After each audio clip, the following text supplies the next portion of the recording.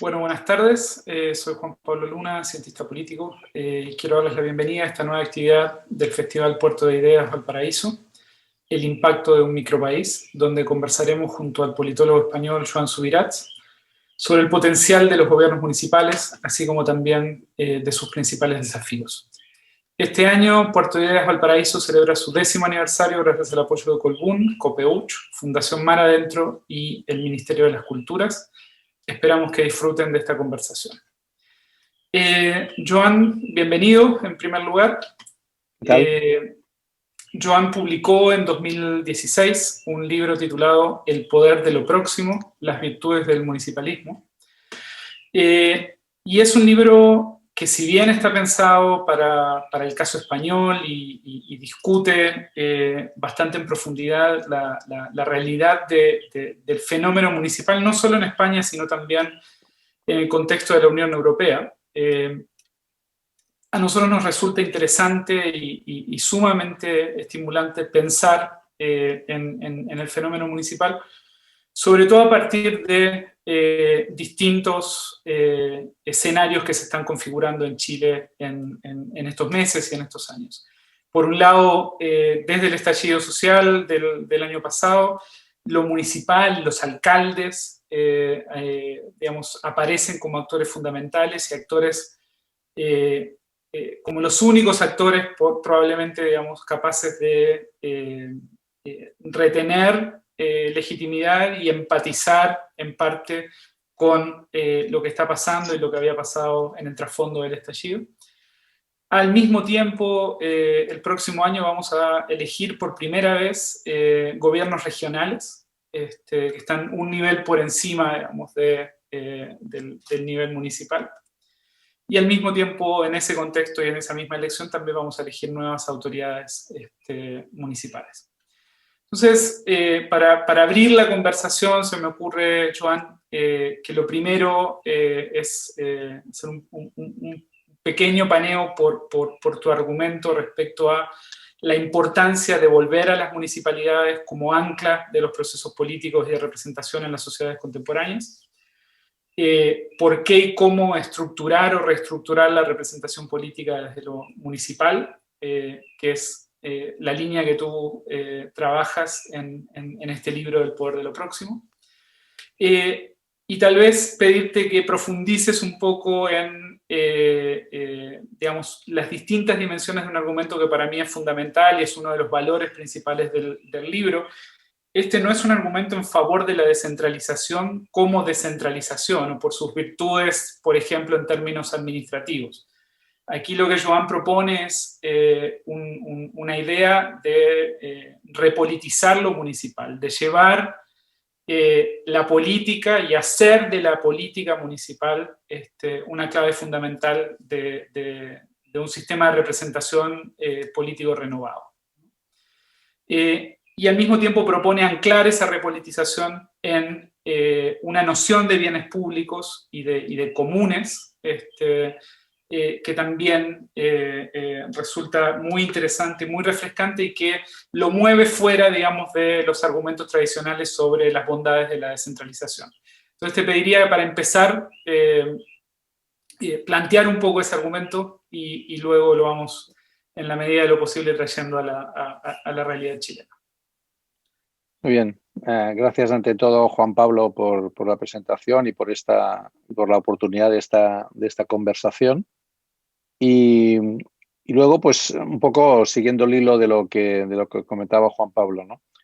Históricamente, todos sabemos que en la estructura clásica de las instituciones políticas, los municipios siempre han estado, digamos, en el nivel, digamos, más bajo, ¿no? Ocupan esa posición en la jerarquía institucional como la más baja, ¿no? A pesar de que en la tradición anglosajona, por ejemplo, los municipios han tenido siempre una lógica como fundacional, ¿no? Es decir, en la tradición anglosajona, tanto británica como americana, el poder surge desde lo local y se va construyendo hacia arriba. En la tradición más continental, más, digamos, napoleónica, que en parte, digamos, es la propia de España y que también es la de América Latina, la visión es, en cambio, más que desde el Estado, ¿no?, se distribuyen competencias hacia abajo, digamos, ¿no? Yo creo que esa doble mirada es importante tenerla, porque podríamos decir que a medida que aumenta la globalización, refuerza curiosamente el poder de lo local, ¿no? Es decir, que aparentemente deberíamos pensar que cada vez más las cosas son las mismas en todo el mundo y que lo local pierde papel, y en cambio estamos, o al menos yo estoy viendo que la cosa va en sentido contrario, ¿no? Y ahí es muy importante lo que decía Juan Pablo de la politización, ¿no? Es decir, si uno mira de manera fría el nivel de competencias de los municipios, pues tienen lo que tienen. Pero si uno, en vez de hablar de las competencias, mira las incumbencias, ¿no?, que es una palabra un poco distinta, entonces realmente el cambio es brutal, ¿no? Porque en las incumbencias está todo, ¿no? Es decir, que, digamos, una persona sin techo a lo mejor no es competencia del municipio, pero es incumbencia del alcalde el qué hacer con esta persona que duerme en la calle, o, digamos, si no hay suficiente comida para distribuir, tengas o no tengas competencia, tienes incumbencia, ¿no? Y eso políticamente es importante, porque un alcalde o una alcaldesa que le preocupe la salud, la calidad de vida, el bienestar de sus ciudadanos, tiene que luchar políticamente para que eso funcione, independientemente de que las competencias sean suyas o no, porque sí que tiene las incumbencias. Es decir, aquí es un poco la hipótesis de que si bien la cercanía entre ciudadanos y poder se ha visto históricamente bien desde el punto de vista de representación, pero también se ha visto mal porque de alguna manera había algo negativo en el localismo, ¿no?, en un exceso de proximidad que generaba discrecionalidad, corrupción, corruptelas, ¿no? Entonces ha habido una mirada curiosa, vista desde hoy, en que todo lo que era más lejano al ciudadano era más imparcial y generaba un mayor servicio al bien común. Cuando en realidad lo que estamos viendo es que los estados son mucho más proclives ahora digamos, a oír los cantos de sirena de los fondos de inversión o de grandes lógicas globales, y se olvidan de lo que son las dinámicas locales, ¿no? Es decir, yo creo que, el reforzamiento, a mí me gusta hablar de esferas de gobierno y no de niveles de gobierno, ¿no? Porque niveles de gobierno dan una mirada jerárquica, ¿no? Si miramos eh, las distintas esferas de gobierno, la globalización ha provocado un fenómeno de pérdida de significación de la esfera estatal, en parte, y ha reforzado la significación de la esfera local. Ahora, curiosamente, con el coronavirus y con el COVID, los estados han tenido una ventana de oportunidad, porque, digamos, a través, digamos, de las regulaciones sanitarias de carácter general, han recuperado un papel que de alguna manera estaban perdiendo, ¿no? Pero sigue siendo verdad, ¿no?, que las ciudades y el ámbito urbano han concentrado población. En los últimos años estamos por encima del 50% en todo el mundo. Se dice que vamos a llegar al 70% en el 2050. Y por lo tanto, esa imagen de lo urbano como lo marginal, o lo local como lo marginal, lo periférico, yo creo que va perdiendo fuerza, ¿no? Y para acabar un poco mi argumento, diría que también, si bien en el siglo XX el nivel de grandes agregados y compuestos sociales permitía al Estado un nivel de diálogo mucho más claro con los grandes actores sociales de la sociedad, porque estaban representados de manera corporativa, el aumento de la heterogeneidad, la desestructuración de las grandes estructuras y conglomerados sociales está debilitando las lógicas de acuerdo entre grandes actores por arriba, y refuerza, en cambio, la significación de que tengas un buen alcalde o no. Es decir, te cambia la vida en una ciudad el que tengas un buen alcalde o no lo tengas, digamos, ¿no? Y eso era mucho menos importante quizá hace unos años. ¿Puedes ahondar un poquito más en esta idea de la politización a nivel local? O sea, con ejemplos, digamos, concretos respecto a qué estamos hablando cuando pensamos en repolitizar lo municipal. Te pregunto esto porque estamos en un contexto donde, por un lado, vivimos, como tú decías, digamos, y pasamos por esta crisis de lo municipal en relación, por ejemplo, a los escándalos de corrupción. Esto fue muy patente en el caso español hace unos años, ¿no? Y al mismo tiempo tenemos, digamos, como esta crisis del Estado, caída de los partidos y de las organizaciones partidarias más nacionales, muchas veces desafiados por personalismos y por liderazgos, digamos, que juegan muchas veces de fuera del sistema y que generan, digamos, como movimientos más bien hegemónicos a nivel, o intentan generar hegemonía a nivel más de mayor agregación.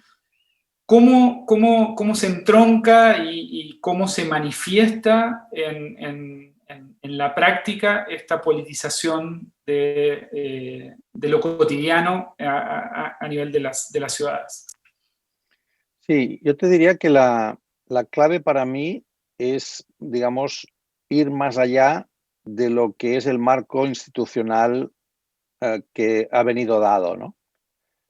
Hay un ejemplo de Benjamin Barber, ¿no? Un politólogo norteamericano que falleció hace un par o tres de años, ¿no? Que creo que en el libro lo cito, ¿no? Cuando él dice que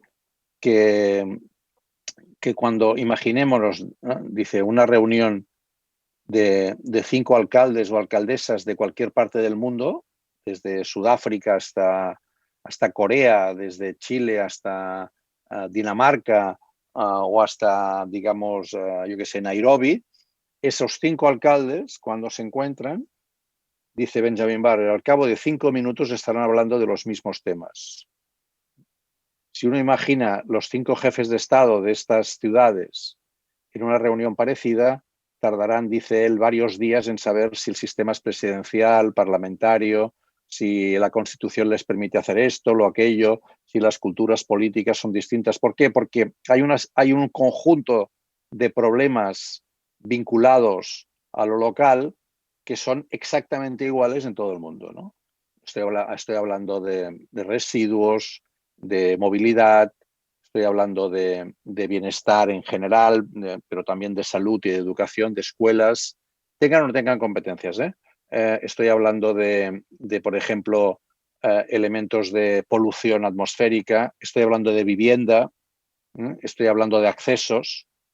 Y estos problemas que se viven en primera persona, hay incluso un análisis de la situación en Francia que dice que muchos alcaldes tienen problemas psicológicos, un 5% creo que es, y tienen que ir al psicólogo porque el nivel de presión que tienen por la cercanía es brutal. Incluso no van a desayunar siempre al mismo bar porque lo están esperando allí, o si viven muy cerca de la alcaldía, incluso toman el carro para ir hasta la alcaldía, porque si no, pues van a estar una hora caminando por la calle, ¿no? Esta sensación de que ellos son la solución con patas, ¿no? Tengan o no tengan, digamos, competencia. Y por lo tanto eso les da un nivel, digamos, de proximidad que exige, si tú quieres, digamos, ser capaz de mantener la representación y conseguir, digamos, la lealtad política que buscas, ¿no? Tienes que, digamos, independientemente de tus competencias, luchar para que eso, digamos, pueda solventarse, ¿no? Sea como un proceso de intermediación política, ¿no? Es decir, tú haces de intermediario en relación a quien tiene la competencia, sea, y ahí es donde está y esto, lo que acabo de decir, es la visión más clásica, sea como no te hacen caso, movilizas a la gente que está padeciendo estos problemas para juntos exigir una respuesta.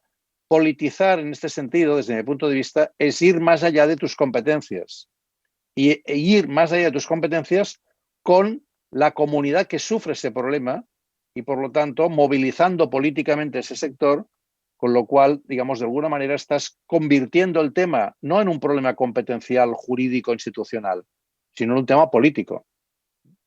Yo creo que este es un elemento clave, digamos, el ejemplo más claro en nuestro caso en España y en Barcelona es evidentemente nuestra propia alcaldesa, que fue la lideresa, digamos, del movimiento de los afectados por la hipoteca y que lideró todo el proceso político a favor de la vivienda pública, cuando en España realmente el porcentaje de vivienda pública es digamos, anecdótico, es el 1%, ¿no? Que comparado con muchas partes de otras partes de Europa, pues se ve que aquí este es un tema muy grave, ¿no? Entonces yo diría que desde mi punto de vista politizar el mundo local quiere decir el reforzar, ¿no? Esa idea de que lo local es clave para el bienestar cotidiano, ¿no? Y la cotidianidad tiene que ver con muchísimos aspectos, ¿no? De los que antes comentaba, ¿no? Desde el transporte, por ejemplo, ¿no? ¿Cuánto tarda la gente en ir desde su vivienda a su lugar de trabajo? ¿En qué condiciones vive? ¿Cuáles son sus accesos a la escuela, digamos, al 0-3 años o más allá? ¿Cuáles son las condiciones de salubridad en las que vive? ¿Cómo se protege a la población de la polución atmosférica que genera el transporte privado, etcétera, etcétera? Sí, yo te preguntaba esto justamente porque creo que hay, por ejemplo, digamos, pensando en el caso chileno, hay múltiples ejemplos en los cuales los alcaldes desde hace tiempo han pasado digamos, de la competencia a la incumbencia, ¿no? Por ejemplo, en el tema de seguridad pública, ¿sí? Donde sin tener competencia, digamos, empiezan a encargarse a desarrollar aparatos de seguridad pública para los cuales no tienen, digamos, jurisdicción, pero se ocupan del problema. Y en el contexto de el estallido social del año pasado, los alcaldes se convierten en un actor político fundamental, presionando, por ejemplo, por un plebiscito nacional, ¿no? Y siendo completamente por fuera, digamos, de la institucionalidad, pero coordinando entre alcaldes de forma muy transversal para generar una solución al conflicto. Lo mismo en cierto sentido respecto a la ayuda social y el manejo del COVID y la política de manejo del COVID en esta contingencia. Pero también te preguntaba esto porque yo creo que hay cierta tensión entre esta idea de que las municipalidades se encargan de los problemas cotidianos de la gente y de resolver problemas que pueden ser más bien terrenales, ¿sí? Con esta idea de politización que yo creo que en tu sentido, digamos, es una idea que va mucho más, que es mucho más profunda, digamos, que la solución de problemas cotidianos, ¿no? Entonces, los municipios son importantes porque incumben a la gente en su cotidianidad, pero tú los ves como el locus desde el cual rearticular una política grande. Claro, porque hay también ahí un factor, creo, importante de cómo imaginamos un tipo de implicación política de la ciudadanía que no sea la de simples usuarios de los servicios, ¿no? Que de hecho es un documental de Ken Loach, ¿no? Que es el espíritu del 45, que está perfectamente disponible en Internet. Que es una película que está pensada para explicar el por qué después de la Segunda Guerra Mundial se produjo, no ganó Churchill, que era el gran héroe de la guerra, sino Clement Attlee, ¿no? Que nadie conocía y era más bien una persona anodina, pero que era el líder del Partido Laborista y que planteaba un programa muy potente, ¿no? Siguiendo la doctrina Beveridge, ¿no? de bienestar social.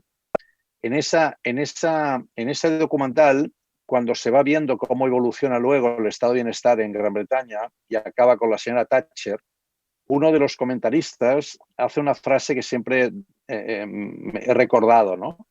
Dice, nos imaginamos que habíamos ya ganado todo a través del cambio en las políticas y entonces simplemente nos convertíamos en usuarios, ¿no? Votábamos cada 4 años, pagábamos impuestos y éramos usuarios de los servicios, pero no estábamos implicados en conservar y en mejorar estos servicios, sino simplemente lo veíamos como clientes de esos servicios, ¿no? Y ahí está un poco la clave de una idea de politización de lo local que vaya más allá, y ahí está la conexión que antes tú comentabas al principio con la idea de Ostrom y de los comunes, ¿no? Es decir, la idea de que los servicios públicos, y muchos de estos comentarios que antes hacía sobre el bienestar cotidiano, politizar esos servicios implica también articular alianzas estables de gestión y de gobierno de estos servicios con la propia comunidad, ¿no? Y ahí es donde, digamos, hay una trascendencia de la representación, porque no sé, digamos, esa representación no es no te preocupes, dime cuál es tu problema y yo lo voy a resolver y te voy a dar respuesta, sino vamos a construir juntos cuál es la definición del problema y vamos a ver juntos cómo lo resolvemos y junto cómo nos implicamos, ¿no?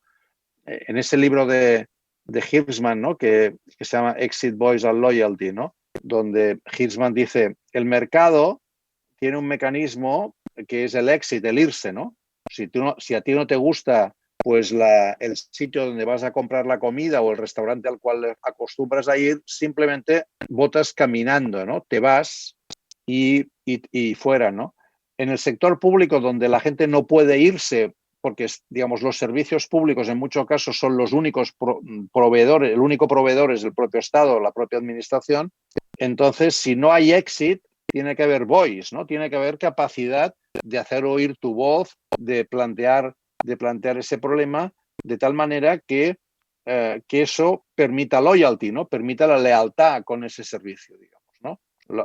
Lo que hacen en el mercado las empresas es hacer tarjeta de fidelización, ¿no? Si usted no se va, pues yo le voy a dar puntos y con estos puntos va a conseguir más cosas. En el ámbito de los servicios públicos tenemos que pensar que esa voz tiene que plantearse como una cierta capacidad de intervención de la propia ciudadanía en los efectos. Y por tanto, el alcalde no tiene que ser visto como simple proveedor de servicios, sino como articulador de la capacidad colectiva de enfrentarse a problemas comunes, ¿no? Y eso es también lo público, ¿no? Lo público no es solo lo institucional, sino que es también esa capacidad colectiva, ¿no? De enfrentarse a problemas comunes, ¿no? Me gustaría preguntarte ahora, digamos, por las condiciones de posibilidad de la propuesta en un contexto diferente al de la Unión Europea, y vamos a volver sobre estos temas que estabas tratando recién, digamos, intuyo. Por un lado, fuera de la Unión Europea es menos probable encontrar estas estructuras de gobernanza multinivel que muchas veces permiten que los municipios o los alcaldes bypasseen el nivel nacional y vayan directo, digamos, a Bruselas y a los comités y a partir de ahí, digamos, logren, a veces en coalición con otros alcaldes, a veces directamente con Europa, de alguna manera zafarse del brete del Estado-Nación, ¿no? y de quienes, digamos, controlan institucionalmente el Estado-Nación. ¿Cómo ves, por un lado, la capacidad de implementar o de llevar adelante esta propuesta en un contexto donde los Estados-Nación todavía retienen gran parte del presupuesto con el cual se hace ciudad y con el cual se administra una municipalidad? En segundo lugar, y esto tiene que ver con lo de Hirschman y con los niveles de desigualdad y de territorialización de la desigualdad que nosotros vemos en América Latina, en casos como el de Chile, pero no solo, digamos, ¿sí? Donde hay una altísima territorialización de la desigualdad, donde hay a poca distancia física municipalidades que tienen contextos de pobreza, desigualdad, criminalidad organizada, colusión entre líderes electos y agentes criminales o ilegales muy diferentes, ¿sí? ¿Cómo viaja esta propuesta? ¿Sí? Tú hablas en el libro, utilizas los conceptos de Ulrich Beck, de las comunidades Ni, o I. Esto tiene que ver con esta idea también de exit, voice y loyalty, en qué medida sectores altos, por ejemplo, pueden hacer exit de la ciudad y digamos, autoproveerse de una mejor ciudad, de una mejor gobernanza, desenganchándose del resto de la comunidad política. Entonces, ¿cómo digamos, ves esta propuesta funcionando en un contexto con estas características, ¿no? Y el último punto respecto a condiciones de posibilidad de la propuesta. Tiene que ver con la escala. Y creo que es una de las claves, digamos, para las dos preguntas anteriores. Nosotros tendemos o tenemos en el caso de Chile municipalidades que son, en las áreas metropolitanas son barrios, ¿sí? Más que ciudades, ¿sí? Y me parece que tú estás pensando más en una escala a nivel ciudad, ¿no? Entonces, hay una escala específica, digamos, donde la propuesta funciona mejor, cómo nos movemos de una situación como la que te acabo de describir a una situación más parecida a la que tú utilizas en el libro y relatas en el libro para el caso. Sí, bueno, las tres cuestiones son muy, muy pertinentes, ¿no?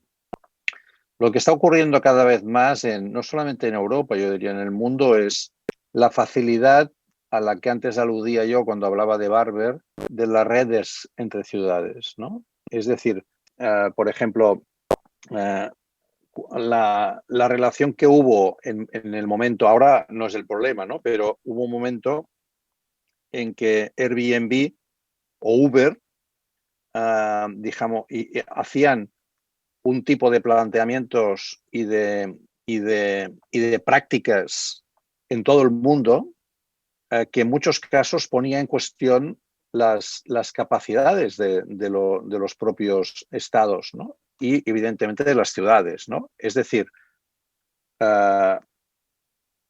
este tipo de redes, ¿no? De grandes operadores globales, ¿no? Utilizando GAFA, ¿no? Google, Apple, Facebook, Microsoft, ¿no? Y Amazon, aterrizan en las ciudades, saltándose todo tipo de reglamentaciones y alteran, digamos, de manera brutal las estructuras de regulación internas, ¿no? De tal manera que pueden provocar fenómenos de gentrificación espectacular en las ciudades sin que el Estado sea capaz de proteger ni de controlar esto.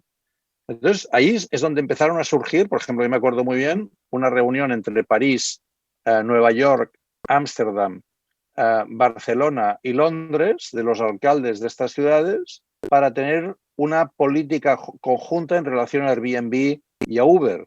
De tal manera que hicieron una declaración, plantearon este tema en la Unión Europea, lo plantearon en Naciones Unidas y de ahí empezaron a surgir, y constantemente hay articulaciones entre ciudades planteando, digamos, problemas comunes que les afectan, a pesar de que no tengan, digamos, propiamente, por ejemplo, ningún tipo de vínculo a nivel internacional. O sea, la facilidad que hoy también plantea la globalización para hacer estrategias comunes entre ciudades, ¿no? Los C10, los C40, los C20, que están apareciendo en muchos casos. Yo, por ejemplo, ahora me ocupo de política cultural en el Ayuntamiento de Barcelona.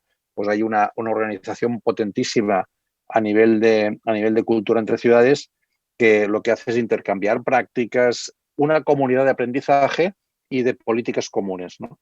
Yo creo que eso está saltando, ¿no? Esta diplomacia ciudadana está saltando por encima de las competencias de los estados, de la misma manera que los operadores globales están saltándose estos estados y llegan a operar en las ciudades de manera imprevista, ¿no? Fijémonos, por ejemplo, lo que está ocurriendo con Amazon y con todo el tema de la distribución de productos y cómo esto está provocando grandes problemas en los comercios de proximidad, ¿no?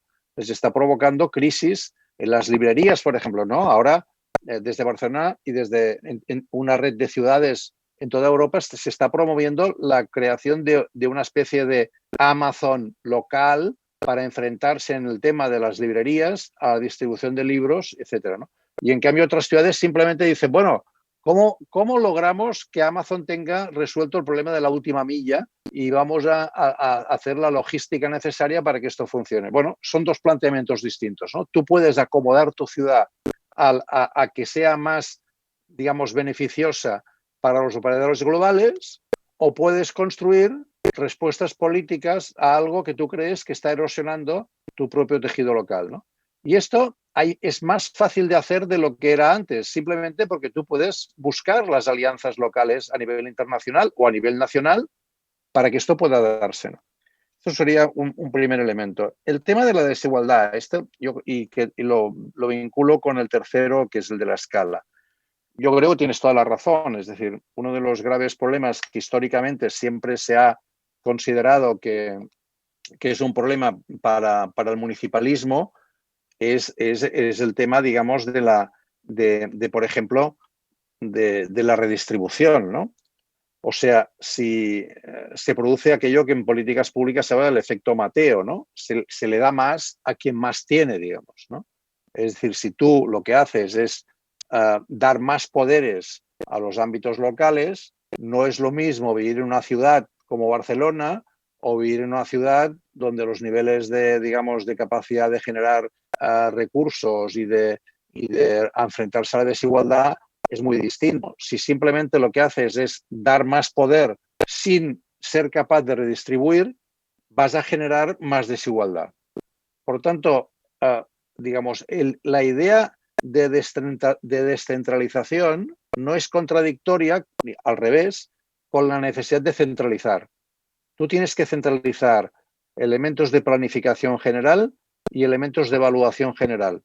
Y con esto lo que tienes que asegurar es una capacidad de redistribución entre niveles, entre estructuras locales que no tienen las mismas capacidades, ¿no? Por lo tanto, yo no abogo por una lógica municipalista que vaya digamos, a erosionar y a vaciar los contenidos de los estados o de los poderes regionales que antes tú comentabas que vais a elegir aquí en Chile, ¿no? Sino al revés, que esos poderes regionales o esos poderes estatales lo que tienen que hacer es que precisamente gestionar menos directamente las cosas y ofrecer más calidad en el servicio a los poderes locales, pero en cambio planificar, evaluar y redistribuir como elementos centrales, ¿no? Porque si no, es evidente que si simplemente descentralizas vas a generar más desigualdad, ¿no? Y el tema de la escala también es importante. Claro, hay un ejemplo para mí paradigmático, ¿no? de países que tienen un altísimo nivel de calidad de vida, de bienestar ciudadano, que conseguido a lo largo de muchísimos años, esto no se improvisa, que son los países nórdicos, por ejemplo, ¿no? Dinamarca, Suecia, Noruega, etcétera, ¿no? La distribución de gasto público en España, cuando murió Franco, era 88% el Estado, 12% los poderes locales, ¿no? 88-12. Al cabo de todo el proceso de descentralización regional, ¿no?, que ha habido en España desde el año 80, ahora estaríamos en 52 el Estado, 35 los gobiernos regionales, 13 los gobiernos locales. O sea, de hecho, en esos 40 años, desde la muerte de Franco, la descentralización se ha dado del Estado al ámbito regional. Pero el ámbito local está bastante igual como estaba. Evidentemente, el gasto público es mayor, por lo tanto, con más capacidad, pero proporcionalmente igual. ¿Qué pasa? En los estados nórdicos que antes comentaba, no tienen el nivel regional porque son estados más pequeños. La distribución de gasto público es 40-60. 40 al Estado, 60 a los gobiernos locales. Diremos, ostras, pero ¿qué nivel de concentración de poder en el ámbito local? Claro, porque tienen sanidad, educación, servicios sociales y vivienda, lo tienen en el ámbito local, que son las políticas de más gasto, de más concentración de personas y, por lo tanto, digamos, que acumulan más poder de alguna manera, ¿no? Pero lo que a veces nos olvidamos es que en los años 60 y 70 ellos hicieron una reforma del mapa local y generaron municipios de un tamaño, digamos, de una escala y de una capacidad suficiente como para albergar de manera eficaz esas políticas que no pueden ser micro, ¿no? Que son sanidad o educación, etcétera. Lo hicieron muy bien, porque no lo hicieron por decreto. Es decir, que una municipalidad grande, que puede tener 40 o 50.000 personas, luego en su interior tiene municipalidades más pequeñas que mantienen sus fiestas mayores cada año, sus misas los domingos, es decir, se mantiene la lógica del campanario y al mismo tiempo la lógica de un municipio eficaz y eficiente con la escala adecuada, ¿no? En España tenemos 8.000 municipios, con un nivel, digamos, micromunicipios, ¿no? Por lo tanto, digamos, es muy difícil que la descentralización de la que estoy yo comentando pueda darse simplemente diciendo vamos a traspasar estas competencias a nivel municipal, porque no tiene ningún sentido en muchos casos. Los municipios que tienen menos de 20.000 habitantes no tienen capacidad para gestionar este tipo de políticas. Por lo tanto, esto tiene que ir acompañado de una cierta recomposición de la escala territorial, ¿no? Pero que tiene que hacerse no en contra de las identidades locales de campanario, sino asumiendo esas identidades, ¿no?, de campanario. Hay un ejemplo en Cataluña muy claro de 7 municipios que se pusieron de acuerdo entre ellos, eran micromunicipios, poniéndose de acuerdo entre ellos consiguieron la escala adecuada para que les dieran una biblioteca, un centro de atención primaria, un instituto de educación secundaria, pero esos 7 municipios los domingos tienen 7 misas, las fiestas mayores de cada año son de cada micromunicipio, es decir, jugaron a la doble escala, a la escala micro para los elementos de identidad y a la escala, digamos, meso para los elementos de políticas, ¿no? Yo creo que eso es un elemento importantísimo, ¿no? La relación entre identidad, territorio y poder, digamos, ¿no? Y que esa mezcla de elementos tiene que estar bien marcada, ¿no? Y lo mismo ocurre en las grandes ciudades. Es decir, tú, por ejemplo, Barcelona, yo creo que tenemos 2 problemas en Barcelona. Uno, que tenemos una ciudad de 1.600.000 habitantes en 100 kilómetros cuadrados, es la ciudad más densa de Europa, pero tiene un área metropolitana con 28 municipios, que son 3,5 millones de habitantes.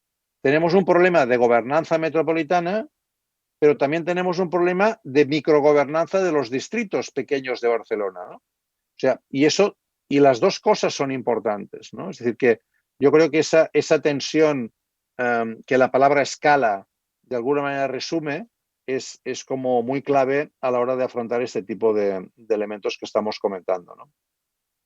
Sí, y ahí pensando, por ejemplo, en el tema de políticas sociales, educación, salud, en nuestro caso son políticas que son administradas a nivel micro, que son financiadas más allá de los traspasos entre municipalidades y desde los fondos centrales, con recursos muy diferentes, con bases fiscales muy diferentes y que generan y de alguna manera reproducen la desigualdad de base, ¿no? Entonces, yo creo que es sumamente importante pensar en las escalas y en estas distintas formas, digamos, de jugar con estos 3 elementos que tú marcabas, de identidad, territorio y distribución del poder. Me quedé pensando en la identidad y me gustaría hacerte una pregunta en relación a esto. Que también tiene que ver con escala y tiene que ver con esta idea o con el componente de lealtad de Hirschman, ¿no? Cuando nosotros pensamos en municipalidades en nuestro contexto nacional, muchas veces, al menos en el ámbito metropolitano, esos contextos municipales no reflejan realmente comunidades de pertenencia o de arraigo identitario, ¿no? En muchos casos, son identidades más bien transitorias e incluso negativas. Nosotros tenemos muchas ciudadanas y ciudadanos que aspiran a mudarse a un barrio mejor o a un municipio mejor, ¿no? Entonces, tal vez ahí haya también otra de las claves de cómo pensar escala y si es posible, digamos, que la política a nivel municipal logre ir trabajando sobre identidades que no son tan fuertes como las que tú describes para el caso español o para el caso europeo. Sí, el tema de la identidad es un tema importantísimo, ¿no? Yo creo que hay una, o sea, cuando hablas de escala, cuando se habla de escala, no se puede, digamos, dejar de pensar en términos de identidad, es decir, de sentido de pertenencia, ¿no? Y de sentido de comunidad. Entonces, tú no puedes construir comunidades artificialmente, digamos, ¿no? Tienes que ser capaz de escalar manteniendo esos elementos de identidad, ¿no? Que, como dices, pueden ser, digamos, positivos o negativos, ¿no? En algunos casos, dependiendo un poco del sentido de pertenencia que uno tenga, ¿no? Si es más bien una residencia de carácter coyuntural o tiene un arraigo, ¿no?, establecido a lo largo del tiempo, el grado de implicación en las políticas, ¿no?, el sentirse formar parte de esa comunidad, ¿no?, o simplemente vivir allí en una lógica de suburb americano, ¿no?, con lo cual no tienes ningún tipo de relación intensa. Es decir, realmente allí es donde los aspectos comunitarios son muy importantes, ¿no? Y la reconstrucción de esos vínculos, de esos lazos, ¿no? Esos vínculos y esos lazos que antes tenían quizá lógicas, digamos, en las ciudades más de clase y se distribuían por barrios, hoy es un poco más complicado porque el nivel de fragmentación, ¿no?, es mucho mayor y los elementos de identidad pueden tener lógicas que, por ejemplo, se construyan a través de las redes o a través de otros mecanismos, ¿no? Es decir, no es sencillo, ¿no? Pero si tú partes de la hipótesis de que para ti es importante el nivel de implicación de la gente en la gestión de los propios servicios, esto genera unos vínculos importantes, ¿no? Es decir, si tú piensas en términos de, por ejemplo, centros cívicos o en la gestión de bibliotecas, ¿no?, por poner dos servicios que son muy típicos en muchas ciudades. Y esas bibliotecas están pensadas no en términos de relación proveedor-cliente, sino en términos de construcción de comunidad. Tú estás generando dinámicas de microidentidades que pueden ser muy significativas a la hora de plantear este tipo de lógicas en la que estamos comentando, ¿no? Yo creo que ese es un poco el tema, ¿no? Es decir, las identidades no tienen por qué ser tampoco, ¿cómo llamaríamos?, absolutas, ¿no?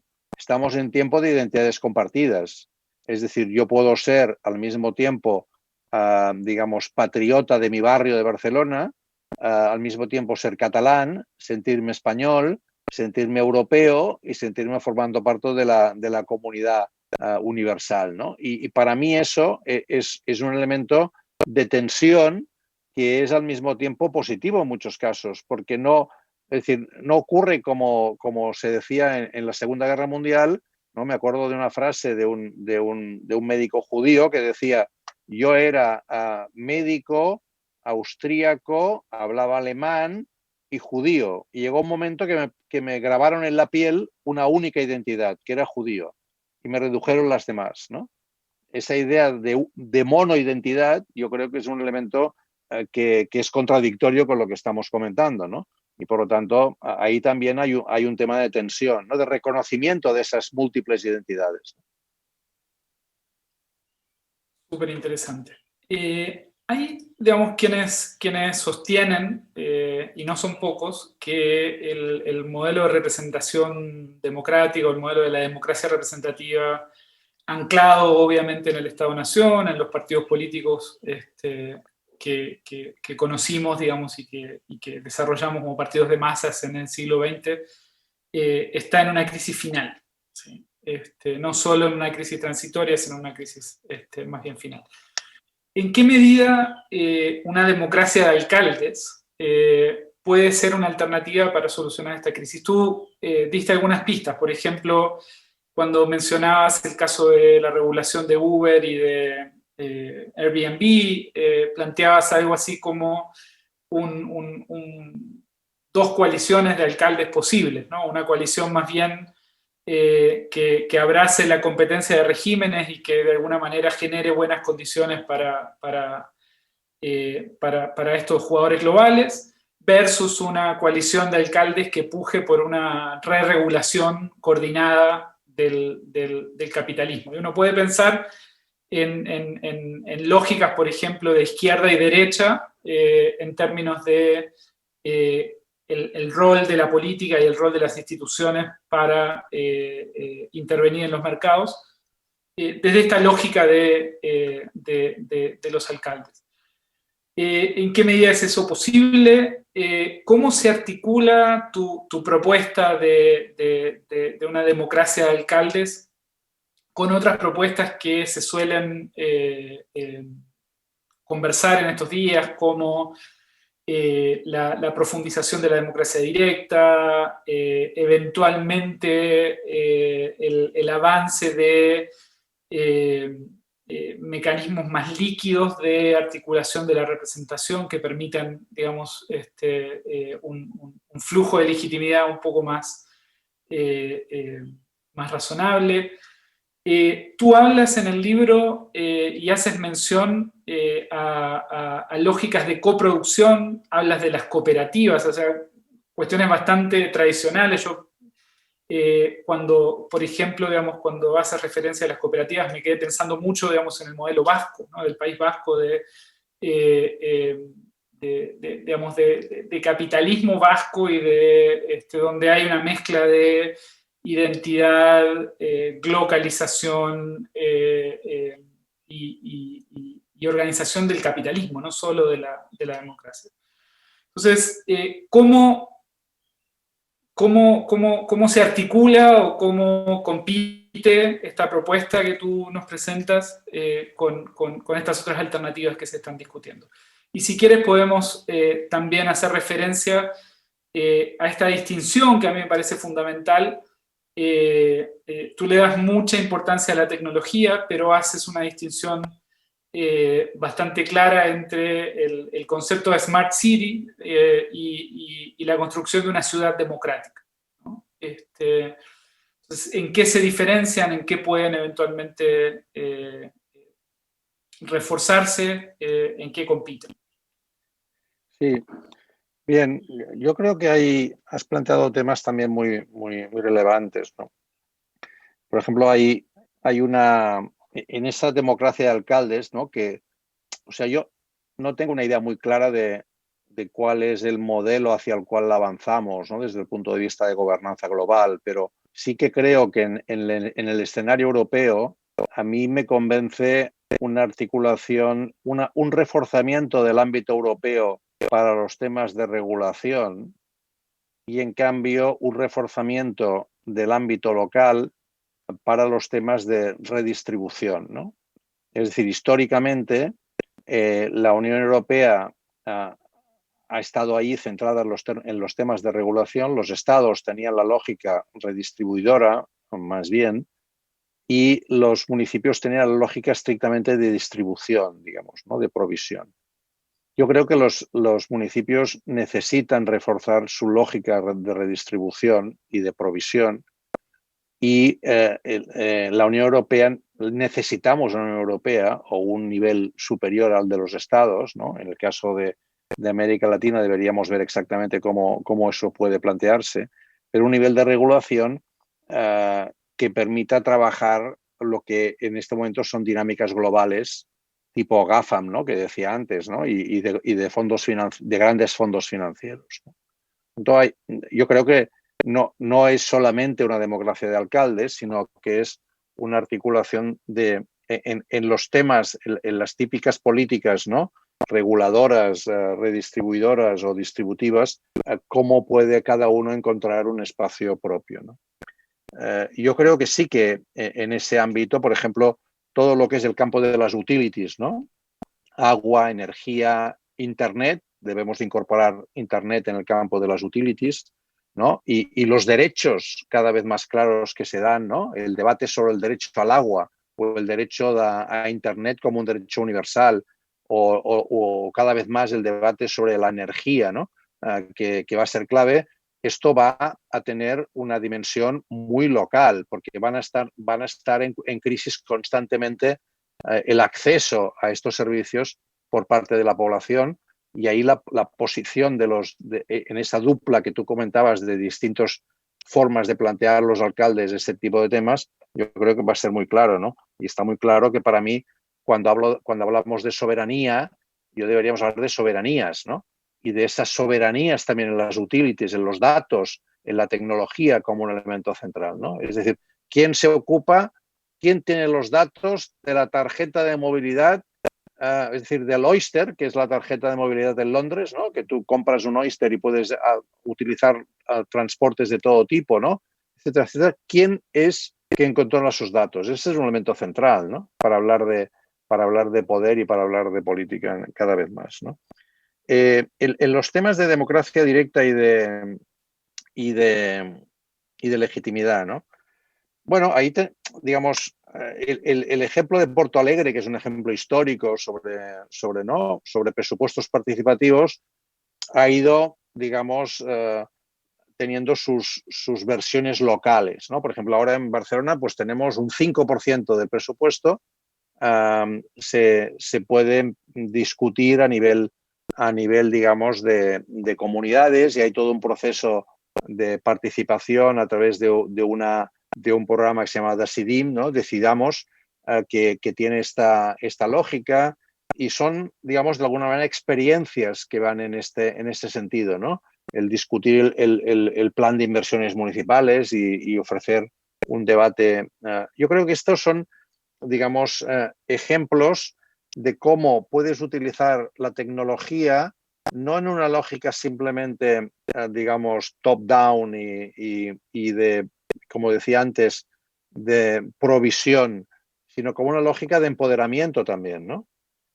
Hay un ejemplo que se discutió mucho en España en un cierto momento, después de los indignados, ¿no? del 2011, el 15M, que sigue dando vueltas, ¿no? Que es la posibilidad, es decir, ese debate que tú conoces perfectamente entre la democracia de los antiguos y la democracia de los modernos, ¿no? Es decir, la idea de que la democracia de los modernos parte de la hipótesis de que el pueblo no puede reunirse y por lo tanto la representación es central. Bien, aquí una alternativa a esto sería decir, bueno, por ejemplo, el Congreso de los Diputados en España tiene 350 diputados. Cada diputado representa a 100.000 españoles, porque hay 35 millones de electores. ¿Por qué no imaginamos que ciertas leyes que son las consideramos especialmente importantes, se puedan, digamos, ofrecer un mecanismo por el cual esa ley va a votarse tal día, ¿no? Yo qué sé, da igual, el 30 de enero, pues una semana antes la gente puede votar en relación a esta ley, y hay todo un debate público que trasciende el ámbito parlamentario, y esos 350 votos se añadirán a los 350 que en el Parlamento, cuando se discuta esta ley, los parlamentarios acabarán votando. Por lo tanto, es una idea de combinación entre la democracia de representación y la democracia directa, para evitar que la democracia directa tenga problemas también de instantaneidad, que se consideran negativos desde el punto de vista de una democracia madura que tiene que abordar problemas de gran complejidad, y que si hubiera un elemento de instantaneidad podría fácilmente generar lógicas de demagogia, de captura de los procesos, ¿no? ¿Cómo combinar, ¿no? Bueno, ahí tenemos un ejemplo. Puede discutirse, puede plantearse, pero es un intento de que quizá ahora, con la tecnología, la divisoria clásica entre democracia de los antiguos y democracia de los modernos puede tener, digamos, expresiones distintas, ¿no?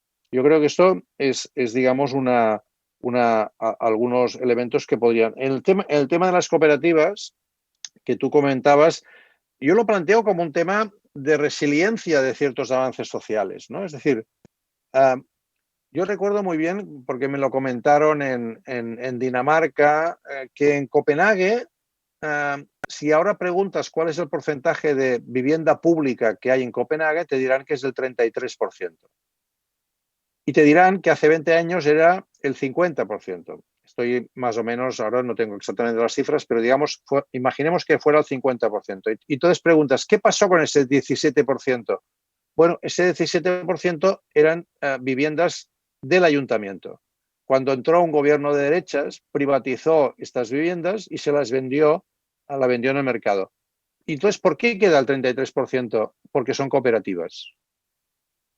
Entonces resulta que desde el punto de vista público no institucional es mucho más resiliente el patrimonio común que las cooperativas han sido capaces de mantener que no aquel patrimonio público que dependía solamente de la existencia o no de un gobierno que, digamos, quería luchar para ello, ¿no? Y a partir de ese ejemplo, me acuerdo que dirigí una tesis doctoral, curiosamente, sobre la combinación entre las cooperativas de Montevideo y las de Copenhague, digamos, comparadas, ¿no? Porque también en Montevideo, y tú lo sabes bien, hay una tradición cooperativa de largo recorrido, donde, digamos, eso también tiene su influencia en la estructura de vivienda de un país, ¿no? Eso te está dando, y un poco conecta con lo común, ¿no?, que antes comentábamos, conecta con la idea de que lo colectivo también tiene una expresión institucional que no es exactamente la misma que los poderes públicos convencionales, ¿no? Y eso también forma parte del patrimonio público, ¿no? Excelente. Nos quedan 5 minutos. Yo quiero hacer solo digamos, subrayar un par de puntos, digamos, que me parecen fundamentales de lo que acabas de decir. Y luego te voy a pedir, digamos, en 3 minutos que nos digas, en función, digamos, de esta propuesta, en función de los temas que hemos discutido, y dado que Chile se encamina el año próximo a una discusión constituyente, donde todos estos temas van a estar, de alguna manera, sobre la mesa, ¿qué temas te parecen fundamentales para fundar una democracia del siglo XXI, dado el contexto y dado los problemas que hemos discutido en esta charla? Lo que sí no quería dejar de subrayar son 2 cuestiones, digamos, cómo se está reconfigurando el ideal de ciudadanía, si uno lo piensa a la Marshall, digamos, de civil, social, política, y cómo lo que hemos discutido de alguna manera tiene implicancias fundamentales para volver a pensar cómo se genera ciudadanía democrática hoy en el territorio. Y el otro punto que me parece fundamental y que muchas veces todavía no logramos hacer carne en el debate tiene que ver con la importancia de los datos. Los gobiernos siempre han gobernado y los estados siempre han gobernado y basado su poder en información, ¿no? Esta idea de James Scott del poder de lectura de los estados, ¿no? Y hoy día el tema de los datos, la soberanía sobre los datos es uno de los problemas fundamentales que enfrentan las sociedades contemporáneas con la revolución tecnológica que estamos viviendo, ¿no? Entonces, pero no podemos dejar de discutir hoy estas nociones de ciudadanía y de democracia sin pensar muy centralmente en el rol de los datos, en el rol de quien controla, regula y accede a los datos, que la tecnología y que todas estas herramientas que tenemos para mejorar la vida y tal vez para profundizar la democracia, también generan y, digamos, redistribuyendo el poder en la sociedad de formas a veces complejas y problemáticas. Pero te dejo 3 minutos para tu reflexión final y un Bueno, cierre. telegráficamente yo te diría que, bueno, yo creo que hemos insistido bastante en esa mirada de implicación, o sea, de enraizamiento de la democracia desde bases locales y territoriales, ¿no? Como un elemento fundamental, esa idea de sentirse protagonista de los procesos, ¿no? En la democracia tiene sentido hoy día si es capaz de ser una buena respuesta frente a los problemas que tenemos, ¿no? No solamente si es un valor retórico, sino se convierten en un factor. Y esa idea de democratizar las provisiones de servicios, democratizar los protagonismos ciudadanos en la prestación de servicios, para mí es un elemento central. Sobre datos, yo creo que este es un elemento clave también, es decir, tenemos que atacar muchísimo la idea de que la tecnología es neutral. La tecnología no es neutral, la tecnología es sumamente política, ¿no? Distribuye constantemente a ganadores y perdedores, distribuye costes y beneficios. Y por lo tanto, tenemos que politizar el debate sobre la tecnología y politizar sobre todo el tema de los datos, ¿no? Y ahí sí que, digamos, una lógica moderna, no antigua, del papel del Estado es clave, ¿no? Esta economista italo-inglesa, ¿no? Mazzucato, ¿no? Que habla del nuevo papel del Estado en relación a la parte privada, ¿no? Y cómo se puede generar una regulación y partenariado, ¿no? Con control de soberanía sobre estos temas, ¿no? Es un elemento central, ¿no? Y finalmente, sobre los temas sobre el tema de Chile, yo diría que para mí, claro, lo miro a partir de todo lo que hemos dicho. Para mí sería muy importante que los municipios, en la dimensión de escala necesaria, salieran reforzados como espacios, digamos, centrales de gestión de los elementos más vinculados a la cotidianidad y a los elementos de provisión de servicios. Y sin que esto implique que se pierda de vista los papeles de planificación, evaluación y redistribución que han de tener otras esferas de gobierno que antes comentaba, ¿no? Espero que el debate constituyente en Chile sea lo más provechoso posible. Muchas gracias por esta conversación. Muchas gracias, Joan. Ha sido un placer y daría para mucho más. Muchas gracias a todos y todas por acompañarnos y no se pierdan las actividades que Puerto Ideas Valparaíso nos trae este fin de semana para seguir pensando el país y el mundo.